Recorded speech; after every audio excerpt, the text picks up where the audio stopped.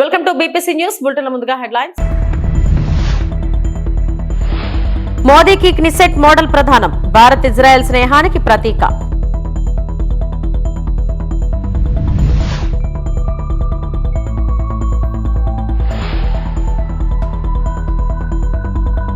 శాసనమండలిలో గందరగోళం, TDP YCP మధ్య మాటల యుద్ధం.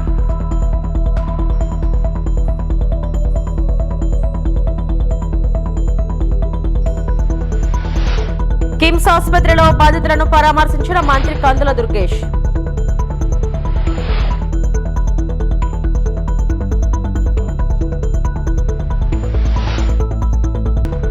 క్రీడలు, ఎన్సీసీ అభ్యర్థులకు రిజర్వేషన్ల పరిశీలనలో మంత్రి రాంప్రసాద్ రెడ్డి.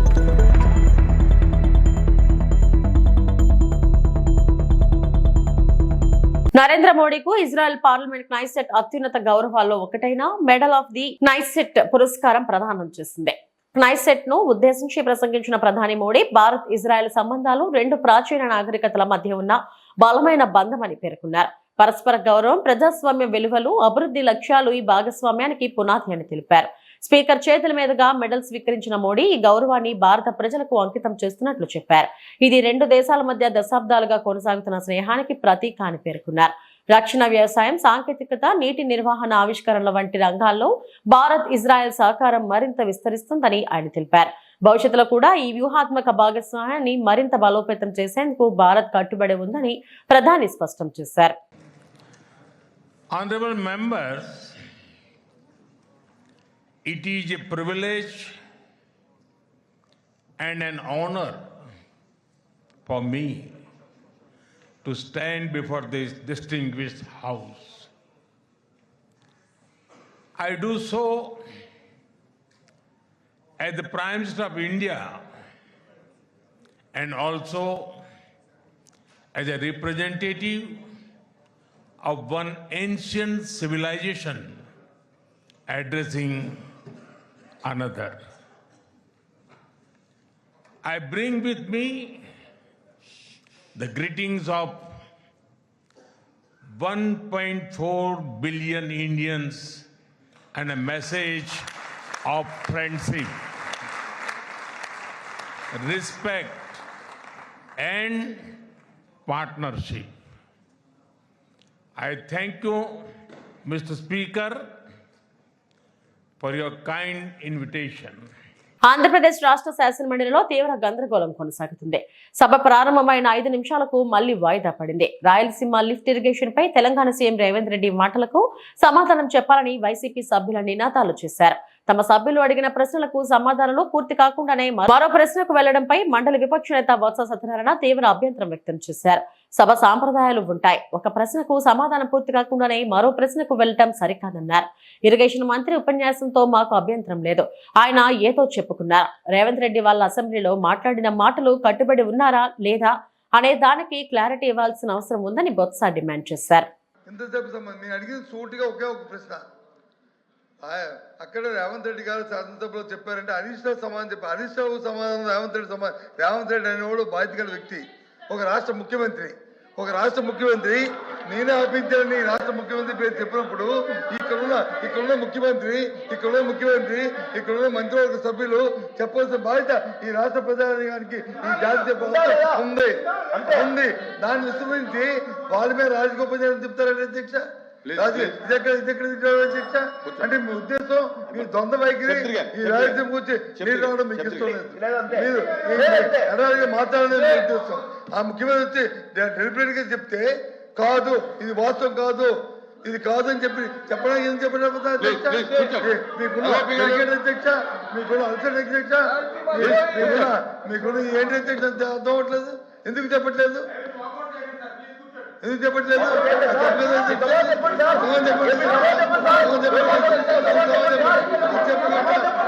చెప్తారు అధ్యక్ష, సూటిగా సమాధానం చెప్పండి. ఎస్ సార్ నో, అంతే. Yes sir no.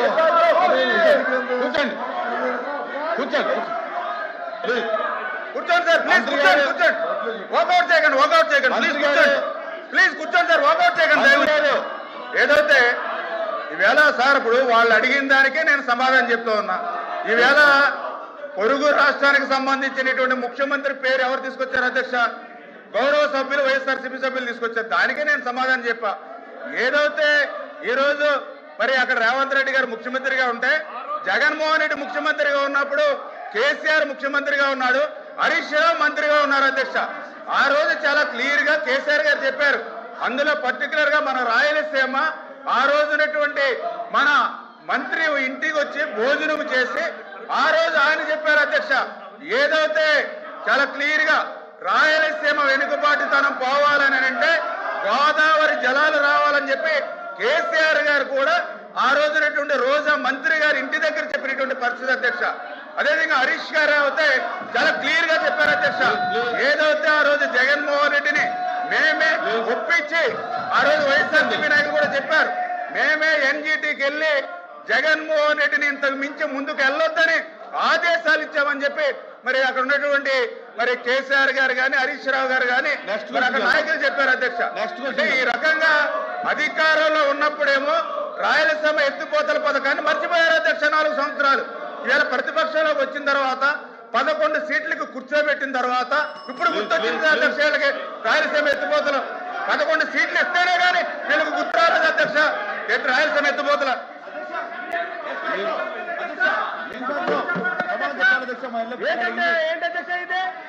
నెక్స్ట్ గురించి వెళ్దాం.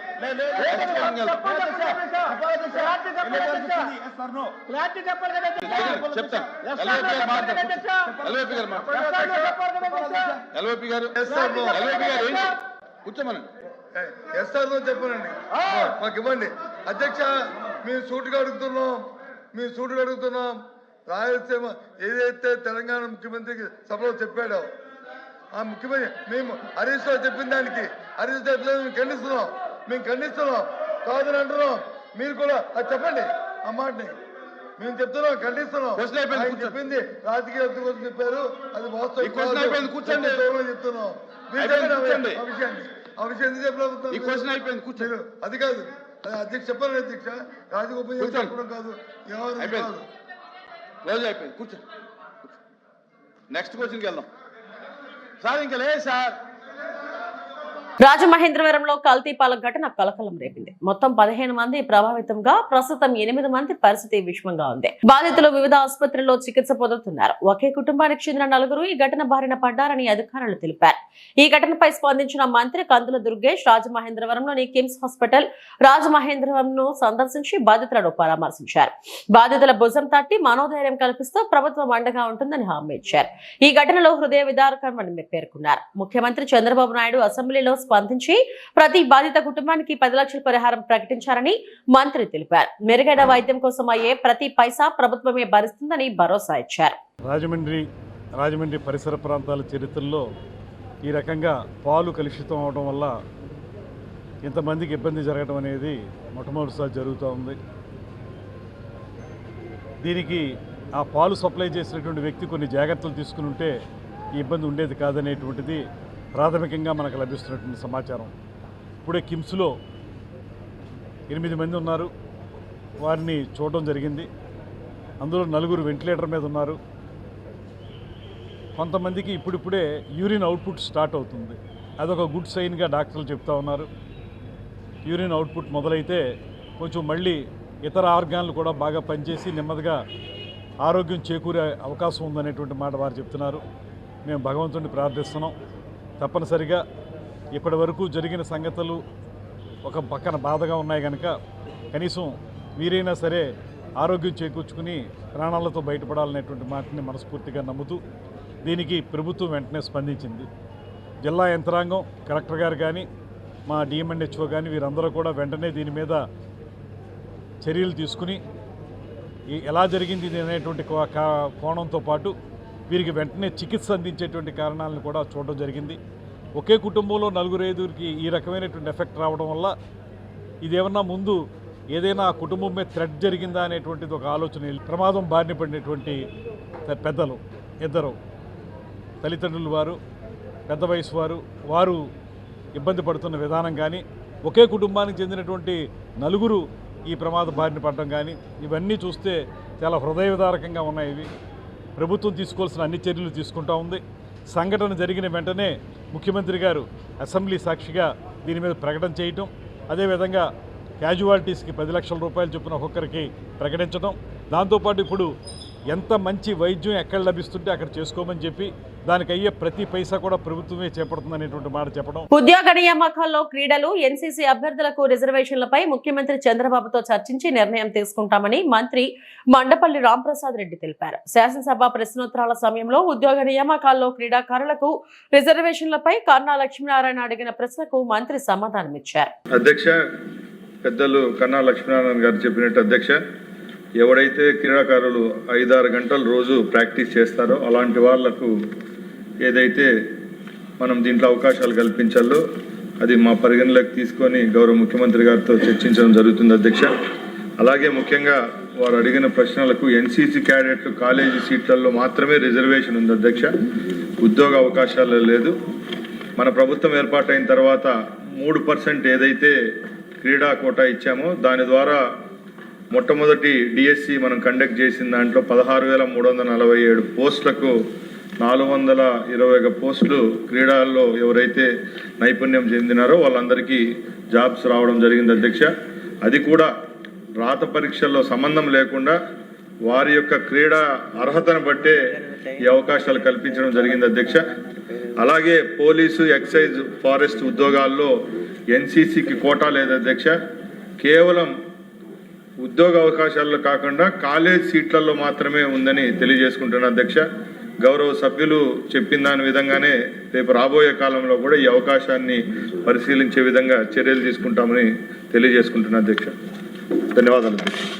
ఖమ్మం జిల్లాలో బాధితులు ప్రభుత్వంపై తీవ్ర ఆవేదన వ్యక్తం చేశారు. ఎన్నికల సమయంలో మాత్రమే నాయకులు తమను గుర్తు చేసుకుంటారని, ఓట్లు పూర్తయిన తర్వాత ప్రజలను పట్టించుకోవడం లేదని వారు ఆరోపించారు. తెలంగాణ ముఖ్యమంత్రి రేవంత్ రెడ్డి, మంత్రి పొంగులేటి శ్రీనివాసరెడ్డి, ఉప ముఖ్యమంత్రి బట్టి విక్రమార్కలపై బాధితులు తీవ్ర విమర్శలు చేశారు. ఎన్నికల హామీలు అమలు కావడం లేదని, తమ సమస్యలకు శాశ్వత పరిష్కారం చూపాలని డిమాండ్ చేశారు. పరిహారం, పునరావాసం, ఇతర సహాయ చర్యలపై స్పష్టత ఇవ్వాలని బాధితులు కోరుతున్నారు. ప్రభుత్వం స్పందిస్తూ బాధితులకు న్యాయం చేస్తామని, అవసరమైన చర్యలు తీసుకుంటున్నామని తెలిపారు. ఈ ఘటనలతో రాజకీయ వాతావరణం మేడెక్కింది. బాధితుల ఆవేదనకు ప్రభుత్వం ఎలా స్పందిస్తుందో చూడాలి. మేము చిన్న పిల్లలు రేవంత్ రెడ్డి కండలు కప్పించుకుంటాడు. రేవంత్ రెడ్డి కండలు కప్పించుకుంటాం. ఇప్పుడు పొంగల్ శ్రీనివాస్ రెడ్డి ఆయన సంతోషంగా ఉన్నాడు. బట్టి ఇక్కడ వస్తుంది. మీకు ఎట్ట సంతోషంగా ఉండదు చెప్పు. ఇంతమంది మేము ఆడుతుంటే పిల్లల్ని వేసుకొని 3 రోజుల నుంచి నీళ్ళు లేవు, నిప్పులు లేవు. ఇంతమంది మిలిటరీని దింపినవు. ఈ గడ్డ మీద పక్కమ్మటి పేదవాడు ఉండడానికి అసలు అనిపిస్తుంది. పేదవాడికి ఓటు నీకు ఎట్ట పనికి వచ్చింది? దొంగన కొడుకు నువ్వు, అసలు ముచ్చన కొడుకువి, బద్మాస్ పాడతావు నువ్వు. పోయి మేము ఆడుతుంటే నువ్వు అక్కడ గడ్డలు కప్పించుకుంటావు. నీకు శిక్ష ఉందా? నువ్వేమని చెప్పినవు? నేను ప్రజల పార్టీ, నేను భూములు ఇప్పిస్తా అని ఎంఆర్ఎల్ దగ్గర పోయి కట్ట తీసుకుపోయి వాళ్ళ దగ్గర కూర్చొని వాళ్ళ దౌర్జన్యం చేసినవే. ఇప్పుడు ఎందుకు రావంటున్నా? ఎందుకు రావు? దేనికి రావు నువ్వు? ఇప్పుడు సిగ్గవుతుందా? ఎందుకు నీ రాజ్యము మీరంతా కొమ్మకులయ్యి నువ్వు దొరలకు తొట్టుగాస్తాను. పేదలు ముగ్గురు మంత్రులు కూడా మీరు దొంగలు, లుచ్చన కొడుకులు. చెప్తానుగా, లుచ్చన కొడుకులు దొంగలు మీరు. మీరు ఎవరు ఈయన పేరేందో ఉండే పొంగులే శ్రీనివాస్ రెడ్డి. పొంగులే శ్రీనివాస్ రెడ్డి అని పొంగులే శ్రీనివాస్ ఉంది. బట్టి ఇక్కడ పేరు పెట్టుకునే కనీసం పేర్లో నీతి ఉంది నీకు? అసలు పేరు పెట్టుకునే అర్థం నీకు లేదు. నువ్వు నా ముందుకు వచ్చి నేను అదే మాట అంటా. నువ్వు పేరు బట్టి విక్రమార్క ఎంతో త్యాగం చేసిండు. ఆయన త్యాగం ఒక్కటన్ని కాగుతుందా? ఇంతమంది ప్రజలు బట్టి విక్రమార్క అంటే రాజ్యాన్ని గెలుచుకొని వచ్చాడు. నువ్వేం చేసినావు? సిగ్గు చెరలేని మనిషి నువ్వు. అసలు నువ్వేం కార్యం చేసినావు? నీ పక్కన, నీ ఊరు పక్కన ఈ గడ్డు ఉంది. ఇంతమంది ప్రజల పిల్లలు అల్లాడతారు. నువ్వు పక్కన ఉన్న దాన్ని గురించి చూస్తాను రాలే. నువ్వు సిగ్గు చెట్టు మందా సాగు. అసలు విశాఖపట్నంలోని ఆంధ్ర యూనివర్సిటీలో మత రాజకీయాలకు చోటు లేదని సిఐటియు విశాఖ జిల్లా ప్రధాన కార్యదర్శి ఆర్కేఎస్వి కుమార్ పేర్కొన్నారు. ప్రశాంత వాతావరణానికి భంగం కలిగేలా ఇటీవల విద్యార్థుల మధ్య ఘర్షణలు పెరుగుతున్నాయని ఆయన అన్నారు. దీనికి ఆర్ఎస్ఎస్ కార్యకలాపాలే కారణమని ఆరోపించారు. ఈ నెల 21న రిజిస్ట్రార్ కార్యాలయం ప్రధాన ద్వారం వద్ద బీజేవైఎం రాష్ట్ర ప్రధాన కార్యదర్శి సురేంద్ర, ఏబీవీపీ రాష్ట్ర కార్యదర్శి గోపి ఆధ్వర్యంలో వందలాది మంది గుమికూడి ఉద్రిక్త వాతావరణం సృష్టించారని ఆరోపించారు. ఈ సందర్భంగా సిఐటియు ఎంఆర్పీఎస్ జెండా కంబాలను విరగగొట్టి జెండాలను చింపివేశారని తెలిపారు. ఈ ఘటనపై ఇప్పటికే పోలీసులకు ఫిర్యాదు చేసినట్లు తెలిపారు. బాధ్యులపై కఠిన చర్యలు తీసుకోవాలని డిమాండ్ చేశారు. యూనివర్సిటీలో ప్రశాంత వాతావరణాన్ని కాపాడాలని, మత రాజకీయాలను ప్రోత్సహించే కార్యక్రమాలను తక్షణమే నిషేధించాలని సిఐటియు కోరింది. అనంతరం ఏయూ ఎంప్లాయీస్ యూనియన్ మాజీ అధ్యక్షుడు పీతల అప్పారావు సిఐటియు పతాకాన్ని ఎగరవేశారు. కార్యక్రమంలో యూనియన్ నాయకులు, పెన్షనర్ సంఘ ప్రతినిధులు పాల్గొన్నారు. అందరికీ నమస్కారం అండి. ఆంధ్ర యూనివర్సిటీలో గతంలో ఎప్పుడూ లేని విధంగా విద్యార్థుల మధ్యన ఘర్షణలు సృష్టించడం కోసం బీజేపీ పార్టీ, దాని అనుబంధంగా ఉన్నటువంటి ఆర్ఎస్ఎస్, ఏబీవీపీ తీవ్రంగా కుట్ర పన్నుతున్నాయి. ఆంధ్ర యూనివర్సిటీలో 17వ తారీఖు నాడు ఆర్ఎస్ఎస్ కార్యకలాపాలు నిర్వహిస్తుంటే లోపలుండే విద్యార్థులు ఇక్కడ మత రాజకీయాలు చేయడానికి వీల్లేదు అని చెప్పారని, వాళ్ళ మీద దాడి జరిగిందని యూనివర్సిటీ లోపల పరస్పరం ఒకరికొకరు కంప్లైంట్లు ఇచ్చుకొని ఆరోపణలు చేసి ఆందోళన చేశాయి. కానీ 21వ తారీఖు నాడు కొంతమంది అల్లరి మూకలు, ముఖ్యంగా సురేంద్ర బీజేవైఎం రాష్ట్ర ప్రధాన కార్యదర్శిగా ఉన్నాడు ఆయన, అలాగే ఏబీవీపీ రాష్ట్ర ప్రధాన కార్యదర్శి గోపి, వీళ్ళ ఇద్దరు ఆధ్వర్యంలో కొన్ని వందల మంది బయట వాళ్ళని గుమిగూడి యూనివర్సిటీ ప్రధాన ద్వారం దగ్గరికి వచ్చి రెచ్చిపోయి గుండాల్లాగా, రౌడీల్లాగా బిహేవ్ చేసి ఇక్కడ ఉన్నటువంటి జెండా పోల్స్ లోపల గొడవకి ఇక్కడ ఉన్న జెండా పోల్స్ కి సంబంధమే లేదు. వాటన్నింటినీ విరిచేసి వాటి కింద జెండాలన్నీ తొలగించి ఇష్టం వచ్చినట్టు నోటికి పేలాపనలు పేలారు. కమ్యూనిస్టులు నాశనం చేస్తా ఉన్నారు, యూనియన్లు నాశనం చేస్తా ఉన్నారు, తరిమి కొడతా ఉన్నారు. ఇవన్నీ ఎందుకు చేస్తున్నారు మీరని అడుగుతున్నాం. మేము వీసీ గారికి ఒకటే అడుగుతున్నాం, అయ్యా గౌరవ వైస్ ఛాన్సలర్ గారు, యూనివర్సిటీలో ఆర్ఎస్ఎస్ కార్యకలాపాలు జరుపుకోవడానికి మీరు ఏమన్నా అనుమతి ఇచ్చారా? మీ అనుమతి లేకుండా ఎవరైనా ఇటువంటి కార్యక్రమాలు లోపల నిర్వహించుకోవచ్చా? మొన్న మా సిఐటి అఖిల భారత మహాసభలు జరిగాయి. మేము యూనివర్సిటీ గ్రౌండ్ కావాలని అప్లై చేసాం, మీకు ఇవ్వడం కుదరదు అని చెప్పేసి నిర్మోహమటంగా చెప్పారు. మా బహిరంగ సభ తీసుకెళ్లి మున్సిపల్ స్టేడియంలో పెట్టుకున్నాం. ఒక ట్రేడ్ యూనియన్ అటువంటిది ఒక రాజకీయ పార్టీ అనుబంధ సంఘంగా ఉన్నటువంటి ఆర్ఎస్ఎస్ ఈ రోజున మత కార్యకలాపాలను ఇక్కడ నిర్వహిస్తూ విన్యాసాలు చేస్తూ మత భావాలు రెచ్చగొడుతూ ఉంటే ఇది విశ్వవిద్యాలయాలు మీరు అనుమతి ఇచ్చారా? మీకు తెలిసి జరుగుతుందా? మీ అనుమతి లేకుండా జరుగుతుందా? అనుమతి లేకుండా జరిగితే దాన్ని నిషేధించండి, అటువంటి వారి మీద చర్యలు తీసుకోండి. అలాగే గౌరవ పోలీస్ స్టేషన్ లో కూడా సిపి గారికి, 3 టౌన్ సిఐ గారికి, ఏసీపీకి కూడా మేము కంప్లైంట్లు ఇచ్చాం. సిఐటి అనేది గత అనేక సంవత్సరాలుగా యూనివర్సిటీలో ఉద్యోగులు ఎదుర్కొన్న సమస్యలు మీ పనిచేస్తుంది. ఆ పోల్స్ తొలగించే హక్కు మీకు ఎవరిచ్చారు అని చెప్పేసి ఆ పోల్స్ తొలగించిన వాళ్ళ మీద కఠినమైన చర్యలు తీసుకోవాలని చెప్పి మేము వినిపించాం. ఆ రకంగా వాళ్ళ మీద చర్యలు తీసుకోకపోతే భవిష్యత్తులో మేము పెద్ద ఎత్తున ఉద్యమిస్తాం. యూనివర్సిటీలో భావాల మధ్య ఘర్షణ జరగాలి తప్ప వ్యక్తుల మధ్యన ఘర్షణ జరగకూడదు. ఇది సంఘర్షణ అనేది భావాల మధ్యన, ఆలోచనల మధ్యన, విధానాల మధ్య జరగాలి. అటువంటి వేదికగా యూనివర్సిటీ ఉండాలని చెప్పి మేర్కొంటున్నాం. కుల రాజకీయాలు, మత రాజకీయాలు, అసలు రాజకీయాలకి సంబంధం లేకుండా యూనివర్సిటీలో కార్యకలాపాలు నిర్వహించాలి. ఉద్యోగులు, విద్యార్థులు సమస్యల మీద పనిచేయాలి తప్ప ఇటువంటి రెచ్చగొట్టేటువంటి అంశాలు అనుమతించకూడదని చెప్పేసి కూడా మేము వైస్ ఛాన్సలర్ కి, అధికారులకి విజ్ఞప్తి చేస్తూ ఉన్నాం. మా జెండా పోల్ ఎక్కడైతే తొలగించారో దాన్ని యథాస్థానంలో మళ్ళీ జెండా ఎగరేసుకున్నాం. ఈ జెండా అనేది మా తాలూకా తెల్లాంటిది. ఈ జెండా తీసినోడికి తగిన గుణపాఠం తెలియజేస్తాం అని చెప్పేసి కూడా ఈ సందర్భంగా తెలియజేస్తున్నాం. ఎట్టి పరిస్థితుల్లోనూ యూనివర్సిటీలో ప్రజాస్వామ్యయుతంగా కార్మికులు, విద్యార్థులు, ఉద్యోగులు ఎదుర్కొనే సమస్యల మీద సిఐటి కానీ ఇతర సంఘాలు కానీ పనిచేస్తాయి. ఆ రకంగా మా కృషి ఉంటుందని చెప్పి తెలియజేసుకుంటూ జెండా విరగొట్టిన వాళ్ళ మీద కఠినమైన చర్యలు తీసుకోవాలి. ఈ సురేంద్రకి ఇదే పని. గతంలో కూడా జగదాంబలో ఉన్నటువంటి మా సిఐటి ఆఫీస్ మీద ఈ రకంగా దాడి చేశాడు. అప్పుడు మా ఆఫీస్ మీద దాడి చేసి ఇప్పుడు కోర్టుల చుట్టూ తిరుగుతూ ఉన్నారు. వీరికి అటువంటి కార్యక్రమాలు చేస్తే బీజేపీ పార్టీలో ఎక్కువ పదవులు ఇస్తూ ఉంటారు, పెద్ద పోస్టులు ఇస్తూ ఉంటారు. ఆ పోస్టుల కోసం ఇలాంటి న్యూసెన్స్, ఇలాంటి అటువంటివి చేస్తూ ఉంటే సహించరు. ప్రజలందరూ గమనిస్తున్నారు. కాబట్టి మీరు ఇటువంటి రౌడీ మూకల్ని, అల్లరి మూకల్ని వేసుకొని ఇటువంటి ప్రజాస్వామ్య వాతావరణ భగ్నం కలిగిస్తే విశాఖపట్నం ప్రజలు క్షమించరు అని చెప్పి తెలియజేస్తా ఉన్నాం. విశాఖలోని శ్రీ వరాహలక్ష్మి నరసింహస్వామి దేవస్థానం సింహాచలంలో జరగనున్న చందనోత్సవం ఏర్పాట్లపై జిల్లా యంత్రాంగం సమీక్ష నిర్వహించింది. జిల్లా కలెక్టర్ హరీంద్ర ప్రసాద్, ఆలయ ఈవో జె వెంకట్రావుతో కలిసి కొండపై జరుగుతున్న అభివృద్ధి పనులు, క్యూ లైన్ల నిర్మాణాలను పరిశీలించారు. బార్గేడింగ్ తో సహా అన్ని సివిల్ పనులను మార్చి 31 పూర్తి చేయాలని ఆదేశించారు. సాధారణ భక్తులకు ప్రాధాన్యతనిస్తూ ఉదయం 3 గంటల నుంచి రాత్రి 10-11 గంటల వరకు దర్శనం కల్పించేలా ప్రణాళిక రూపొందిస్తున్నామన్నారు. విఐపి, వివిఐపి దర్శనాలకు ఉదయం 3 నుండి 5 గంటల వరకు ప్రత్యేక సమయాలు కేటాయించనున్నారు. 300, 1000 రూపాయలు, 1500 టికెట్లకు వేరువేరు క్యూ లైన్లు ఏర్పాటు చేసి రద్దీ నియంత్రణ చర్యలు చేపడుతున్నారు.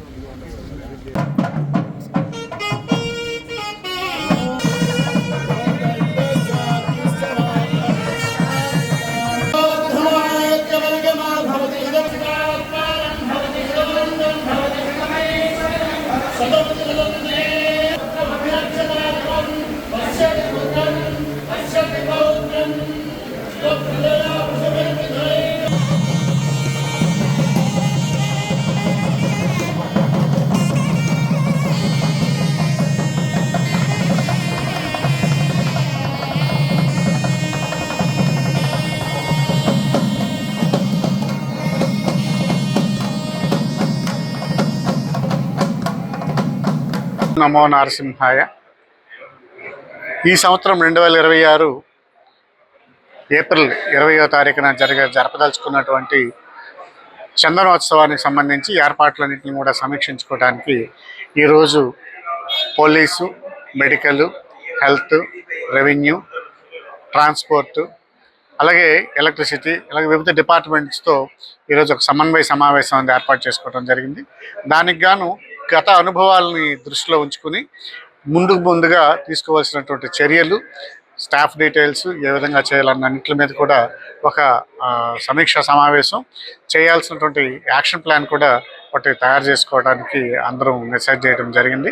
దీని ప్రకారం అందరూ యొక్క సహకారాన్ని, అందరి యొక్క కోఆర్డినేషన్తో ప్రపోజల్స్ అన్నీ రెడీ చేసి ఈసారి చందనోత్సవాలని మరింత ఘనంగా, ఎటువంటి లోటుపాట్లు లేకుండా హ్యాసిల్ ఫ్రీగా చేయడానికి తగు చర్యలను తీసుకోవడం జరుగుతుంది.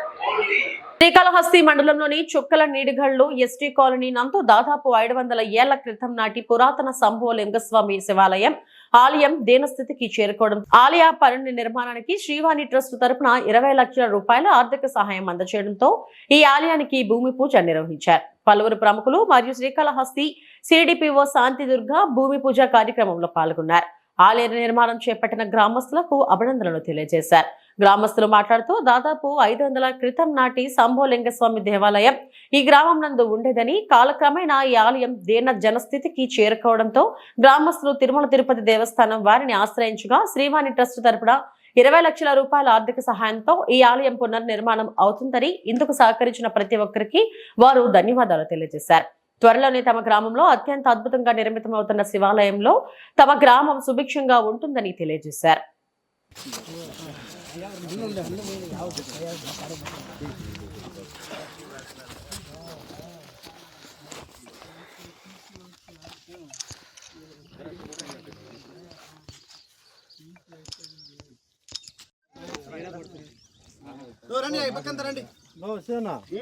దాంట్లో ఉండదు.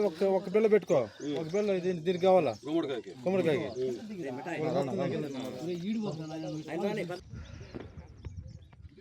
ఓం నమః శివాయ.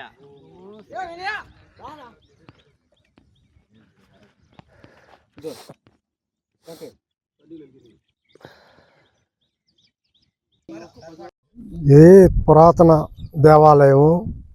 ఇక్కడ దూర్జటి మహాకవి డైలీ వచ్చి ఇక్కడ పూజ చేసుకొని స్వర్ణముఖి నదిలో స్నానం చేసి పోయే అతను. ఇక్కడ శివాలయము, నందీశ్వరుడు, పరబాటమ్మ, సుబ్రహ్మణ్య స్వామి, ఈ దేవతలందరూ ఇక్కడ ప్రతిష్ఠించినారు. ఇప్పుడు పాడుపడిపోయింది కాబట్టి దీన్ని బాగా అభివృద్ధి చేయాలనే